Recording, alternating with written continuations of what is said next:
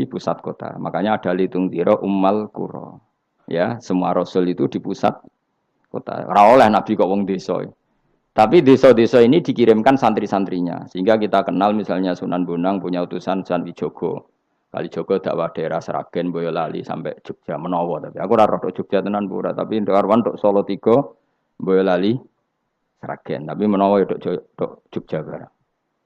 Terus Mbah Sunan Bonang punya murid Mbah Soleh yang sampai Sarang misalnya. Itu mulai dulu gitu. Sehingga saya termasuk orang yang bapak saya kandung itu hidupnya itu paling 2 kilo dari makomnya banyak Sunan Ampel, Mbak Ibrahim napa? Asmara Konti. Ya Sunan Ampel itu ketua Wali Songo, itu punya bapak itu di daerahnya bapak saya. Namanya Ibrahim napa? Asmara Konti. Nah, bahasa Arabnya As-Samar Konti. Terus ini punya bapak namanya Jumadil Kubro, itu di Mojokerto. Karena logikanya tadi, ketika dari mana itu Thailand atau Cempo. Cempo itu ikut Thailand apa Myanmar? Apa Kamboja? Kamboja ya. Tapi sakjane rapati Kamboja, kowe kok roh nek iku Kamboja, ora roh. Pokoke Cempo lah. Ya kalau enggak Kamboja ya Thailand. Atau kubu sebelah. Wah, angel temen redaksi ini. Daerah sebelah maksudnya daerah sebelah. Angel nerangno wong sufi angel. Mergo kowe wis terjustifikasi, penting ku nek ora paham muni wallahu alam. Kacau. Gayane sopan tapi itu pelemparan tanggung jawab. Nah, dugaannya para sejarawan, saya termasuk yakin yang versi ini kan beberapa sejarawan itu kan macam-macam. Ono sing nulis buku profesi, biasanya rapati paham. Umpamanya nulis itu profesi bentuk royalti. Ono sing kiai alim paham sejarah tapi mau nulis wedi ra ikhlas. Biasane nulis iku rada golek dhuwit. Ono sing ora nulis ya ora paham koyo kowe, penting seneng kiai. Iku makome ya dhuwur. Penting seneng kiai. Nah keyakinannya banyak kiai itu Sunan Ampel itu lahirnya di Cempa. Jadi di bawah Ketuban itu sudah ada. Sama beberapa ibu putri Cempa. Karena Tuban itu pelabuhan, kan dulu kan nggak ada akses kecuali apa? Pelabuhan. Maka turun di Tuban, ya di desanya bapak saya. Makanya keluarga besar saya itu dulu ya masih keren lah secara silsilah. Nah, maksudnya intisab ya, entah intisab gen maupun intisab nopo belajar. Intisab ada 2, ada gen, ada apa? Belajar. Nah, sama intisab nasab maupun intisab sabab. Ini penting saya utarakan. Sehingga orang yang tidak nasab pun untuk barokah Kanjeng Nabi Muhammad sallallahu alaihi wasallam, yaitu tadi karena kullu nasabin wasababin mungqatiun yaumal qiyamah illa nasabi wasababi. Jadi wong sing wis gagal nasab ngene iki iku iso intisab Nabi lewat nasab sebab, yaitu napa warasatul ilm apa? Warasatul ilm. Jadi kowe sekali ra alim wis taqabbal wa minamikum taqabbal ya karim. Habib ora, ye ora, Gus ora, alim ora, sapa? Muhibbin, pecinta, penggemar. Kayak slang itu kayak ana penggemar itu.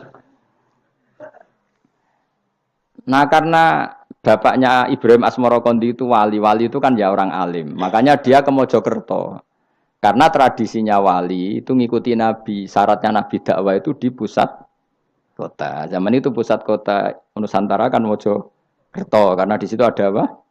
Majapahit. Jadi secara logika masuk akal kalau Mbah Jumadil Kubro itu makomnya di Mojokerto, karena untuk mencari pusat kota.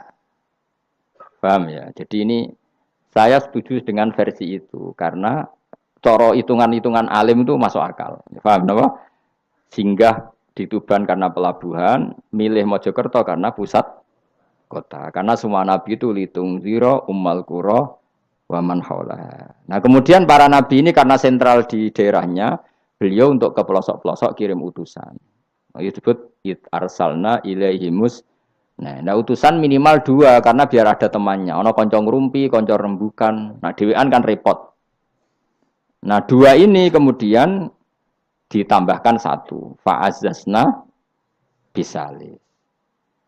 Terus sunnah keempat, biasanya dalam proses dakwah itu dibenci banyak masyarakat. Kemudian Allah selalu bikin 1-2 orang yang mau iman dari kampung situ. Ya, dalam konteks ini Habib An-Najjar disebut wajah min aqsal madinati rajulu yas'a. Jadi polanya Allah ini akan terulang terus. Kalau kamu di dakwah di desa binaan, maka yang nolak banyak, tapi selalu ada satu dua yang menerima kamu. Nah ini yang awal satu dua menerima kamu, insya Allah awal dari kebaikan segalanya. Asal kamu sabar.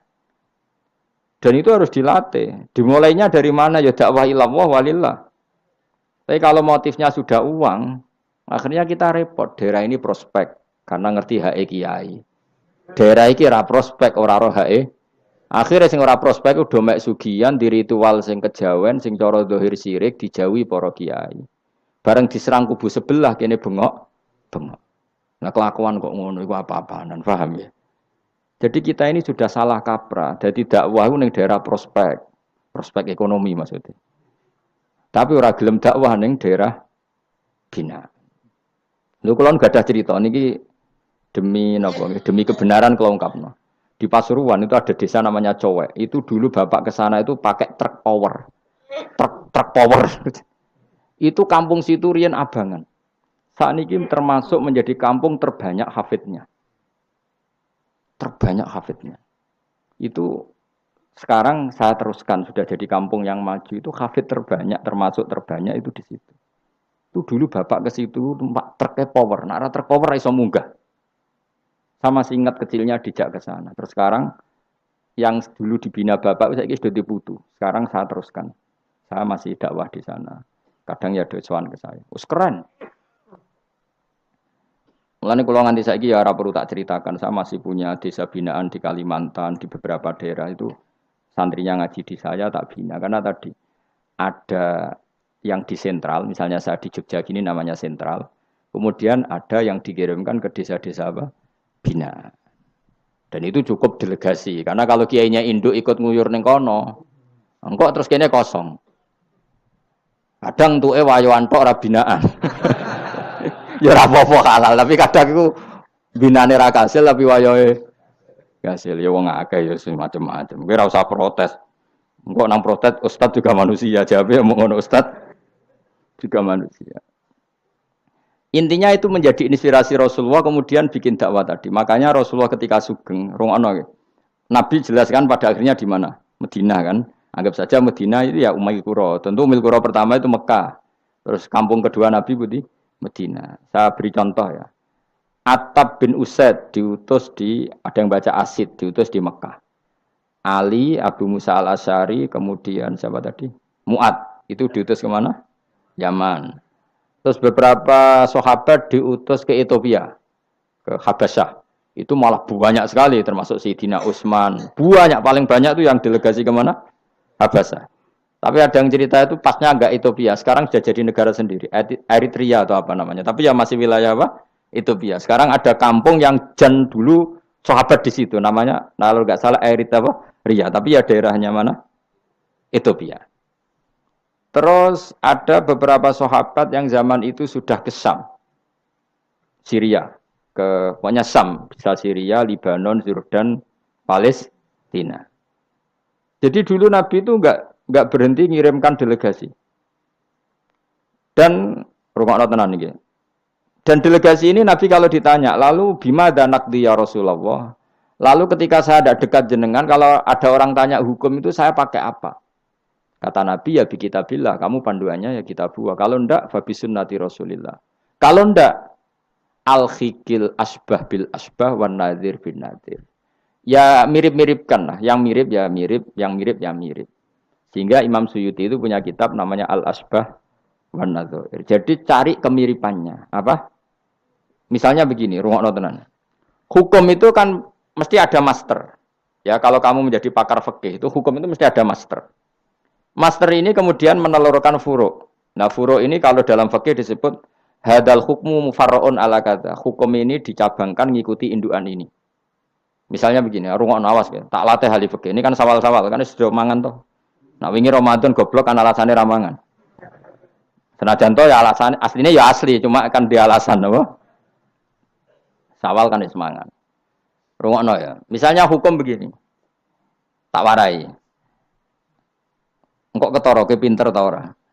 Mergo aku jek berharap ke pinter. Ana wong iku jimak bojone ning wulan Ramadan, rino. Napa? Rino. Hukume piye? Jimak bojo ning Ramadan hukume batal ora? Batal wis. Pinter, senodok pinter separuh lah.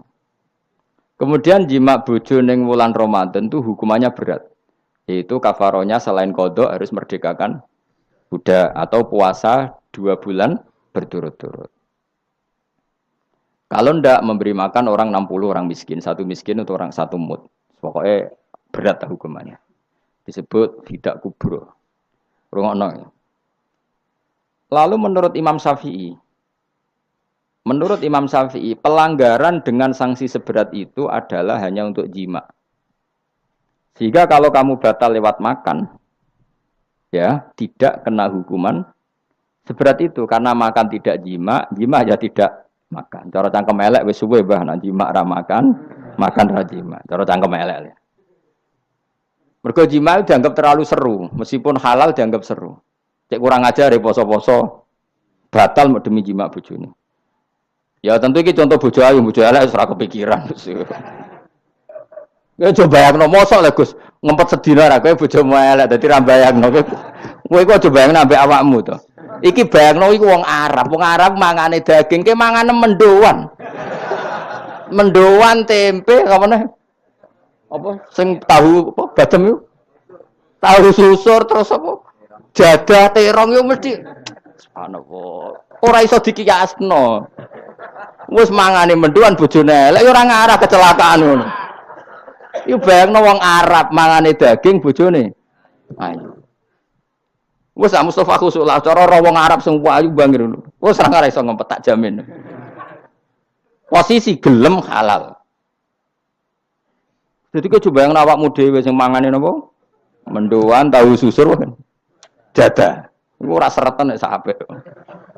Kula pertama mangan jadah iku kaget. Kula niku kan rada kiai lho. Rada kiai iku nak mangan niku golek sing gampang. Bar jadah tak pangan kelet kabeh bingung. Sesuai ning Jogja kulino. Nah, dhisik ora kulino mangan yang seperti itu. Sesuai saiki kulino. Alhamdulillah ora tau keleleden. Pertama keleleden. Aneh cara daerah kula kan apa? Aneh. Pomene jenenge jadah kok elek temen. Kira ta maknane jadah.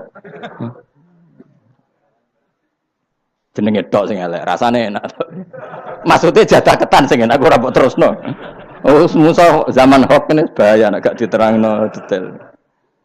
Rungokno tenan, kita tak latih alim ya, mergo ilmu barokah. Kula nu untuk barokah ulama-ulama sing mun kabundut maupun sing ijek sugeng. Kemana? Sehingga cara Imam Syafi'i ya jima itu tidak makan itu tidak jima. Oke, kita setuju. Karena jima itu dianggap terlalu serem. Napa? Ya serem tuh misalnya ngene, kowe bertamu gone rugen, terus mangan segone kan normal, terus pamit kan nyelek kamar aku jima bojoku. Kurang ajar to, tamu ngene kurang ajar to. Ya kurang ajar. Tapi cara pikiran Imam Malik, ini mazhab Maliki. Kenapa hukumannya seberat itu? Rungokno nggih. Kenapa hukumannya seberat itu? Karena hadku hurmati Ramadan min ghairi udhrin syar'iyyin. Melecehkan Ramadan, tidak menghormati harkat Ramadan dengan tanpa uzur yang syar'i.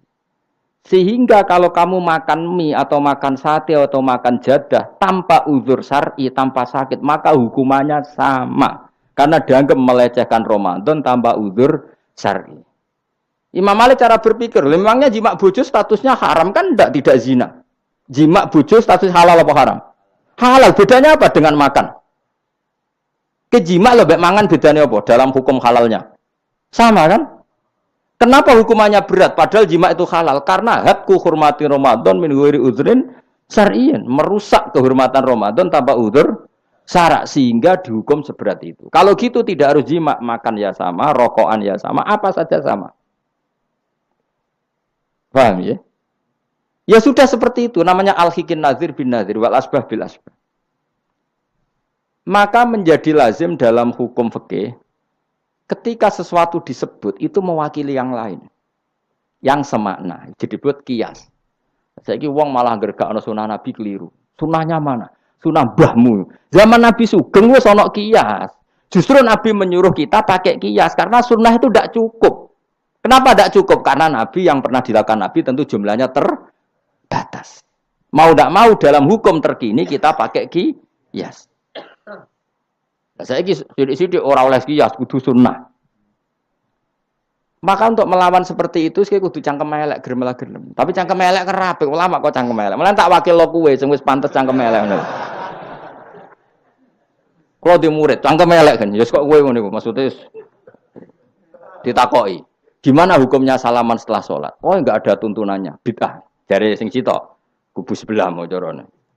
Jare sing santriku ya rada kurang ajar kok kowe ini. Jare santriku, ya ndak usah dihukumi bid'ah, biasa saja. Mana ada di fikih hukum biasa saja? Ya pokoknya biasa saja. Alasannya apa? Kamu setelah sholat ke kamar mandi boleh enggak? Boleh. Kamu setelah sholat kencing boleh enggak? Boleh. Ke kamar mandi kencing boleh. Lalu nyalakan HP boleh. Nah kenapa kalau salaman enggak boleh? Bedanya apa dengan nyalakan HP? Waduh cangkem elek. Cerita cangkem elek. Maksudnya itu akhirnya satu-satu yo satu-satu. Lah kula sebagai kecelok wong alim do takok aku, dua-duanya takok. Cara jenengan sepundi? Padha nganggure ya mrene ngono. Lah kok saged Gus ning dinggon argumentasi hukum kok ketemu pangeran debat, ben pangeran sing mutusno. Karena niku sepadha lucune. Padha lucune lha wong padha nganggure debat ngono lah apa? Nek kowe wong parek pangeran, bar salat ben nguyo ya nguyo, timbang nguyo ning masjid. Sing kepengin salaman nggih monggo salaman. Ora mbek wong ayu mbek Rugen Mustofa ndak ape sahabat nang padha. Ya monggo. Sing ape jagungan nggih monggo. Wis biasa wae. Sementing nak bar salat bar salam wis aja salat meneh. Engko salat bak dia.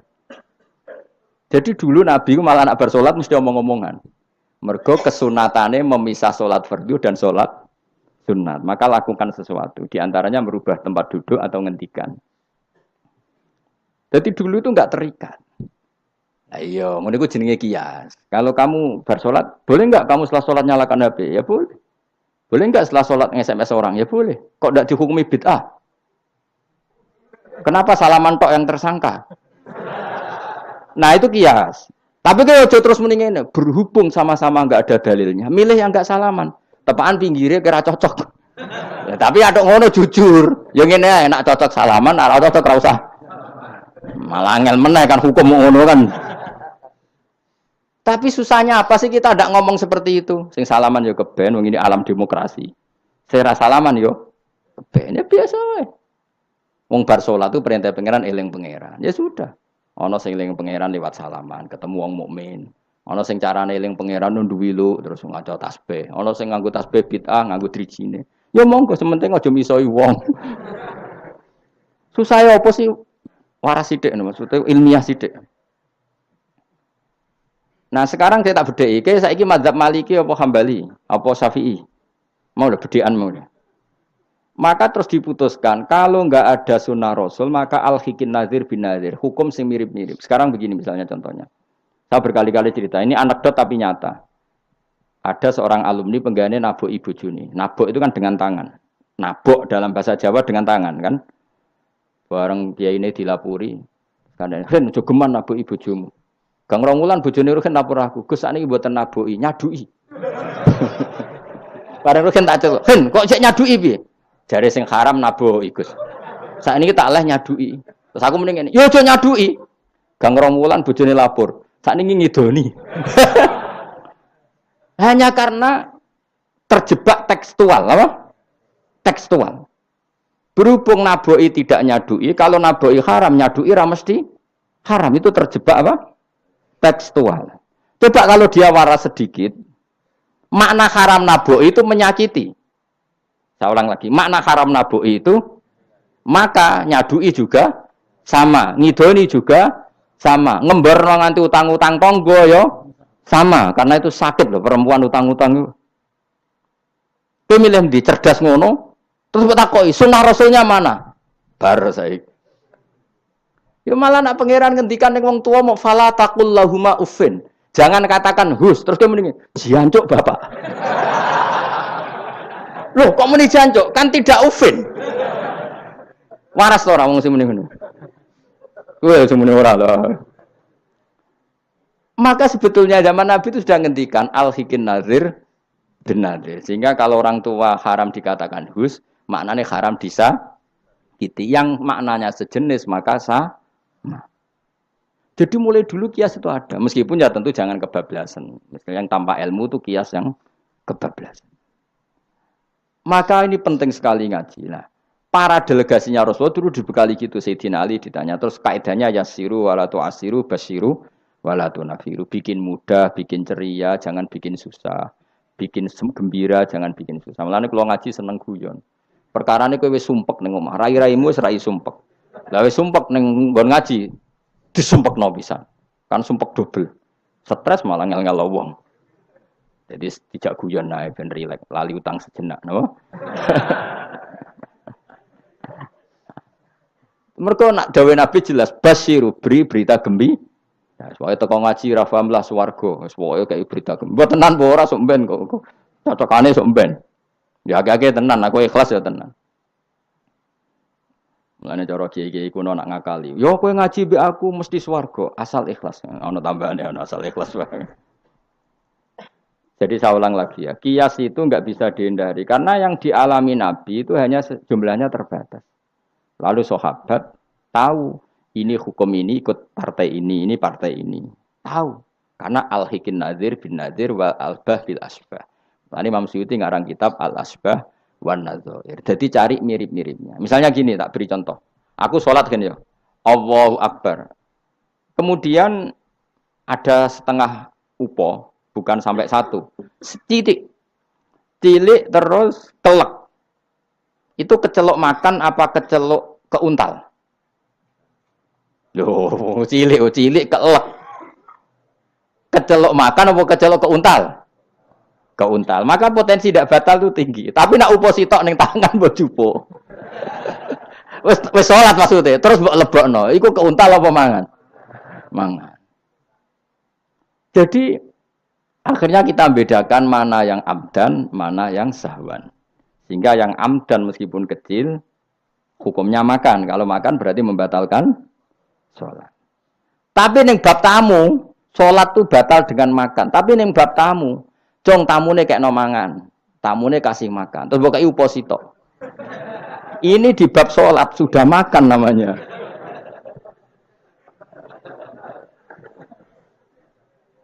Paham ya? Neng bab salat sing diarani mangan batal sak upo apa kudu sak piring? Sak upo. Nah ning bab nyugoi tamu, sak piring apa sak upo? Sak piring. Sama-sama istilahnya makan, tapi orang akan tahu konteksnya. Makanya dibutuhkan kontekstualis muqtadul hal, bukan sekedar tekstual. Nah sekarang orang malah mau didorong supaya terlalu tekstual, ya tidak bisa. Apa ngajak goblok bareng? Lah nak nuruti bid'ah kowe ngaji bid'ah mana ada Nabi wa tafsir Jalalain. Wong Jalalain ora ngono. HP Nabi ora tau nganggo HP. Pemene WA nang tambah ora tau. Partai, zaman Nabi apa ono partai ngene iki. Sesuai tak takoki. Lha kowe salat kok ning Indonesia, Nabi ora tau lho salat ning Indonesia.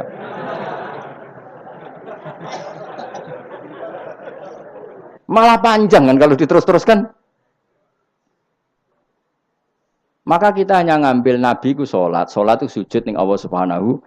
Maka yang penting itu sujud. Nabi ketika sujud itu baduke sak ngisore aliyah, sak ngisore bokong. Maka syarat saya sujud itu dari ulama-ulama bokonge kudu sak ndhuure bathuk. Oke. Tapi tentu itu contoh kondisi normal. Lah saiki misalnya ana wong sujud delalah nggone ndas iku tingkat. Tetap sah ta ora? Kayak sujud ning gone daerah-daerah sing kayak ning Arab lho, nek saya haji sujud ning bokong lho.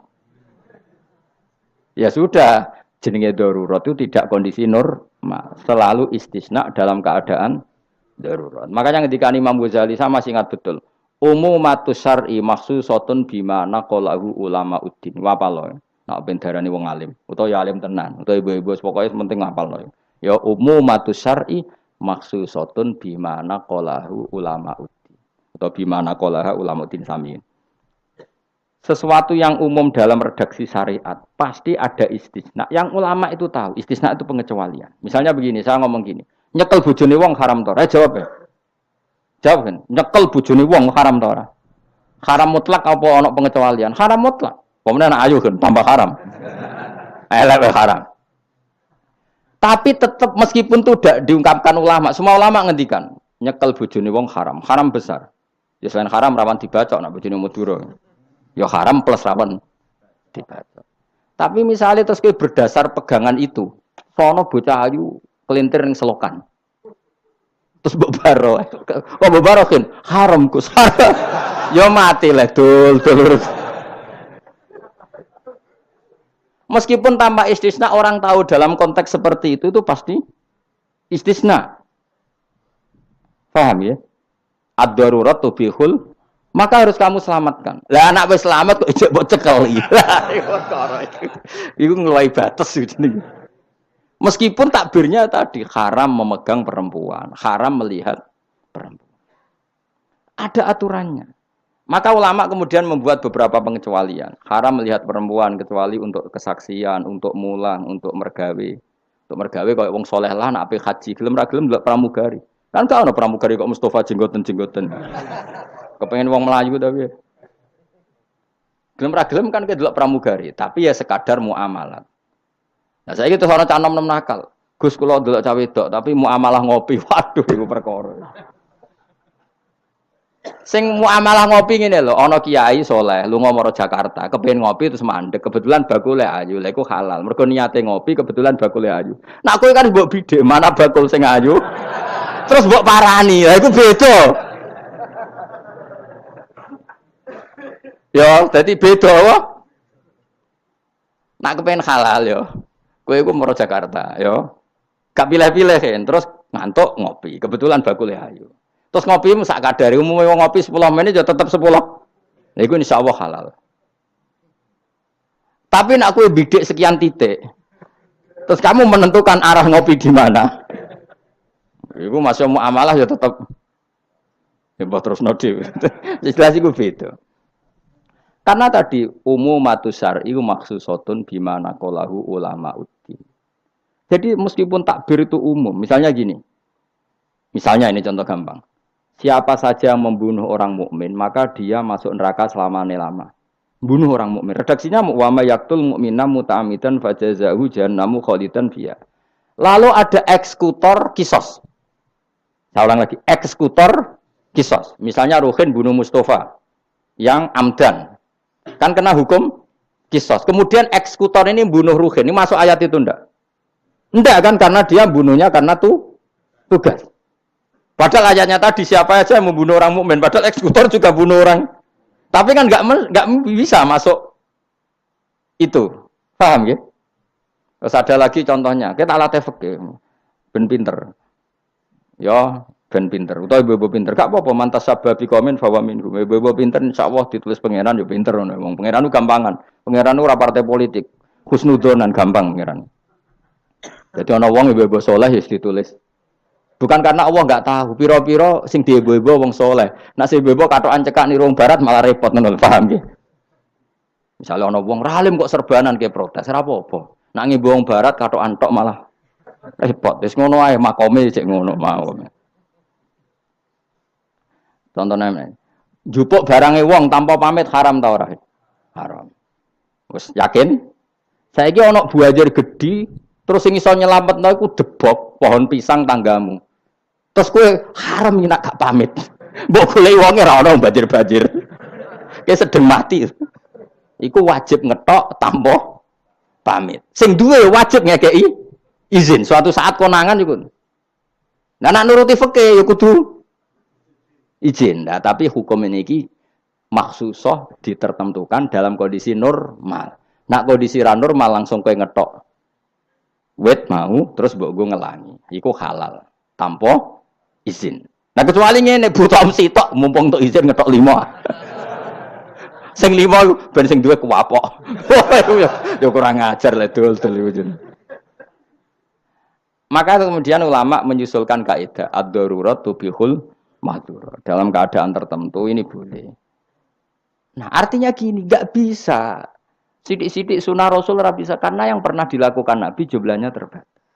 Maka al-hikin nazir bin nazir. Yang mirip-mirip ini disamakan mirip-mirip ini. Yang mirip-mirip ini disamakan mirip. Makanya, nah kemudian ada hal-hal yang kita tidak pernah tahu persisnya.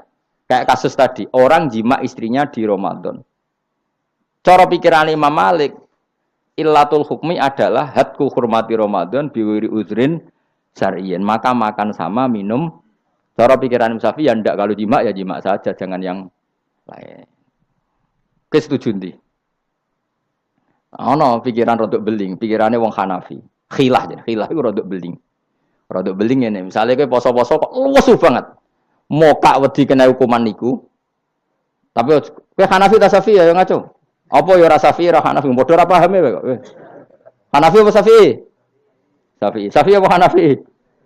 Kan biasanya anak cilik milih sengguri. Ayo Syafi'i atau Hanafi? Hanafi atau Syafi'i? Bulan Bali ini cek Syafi'i.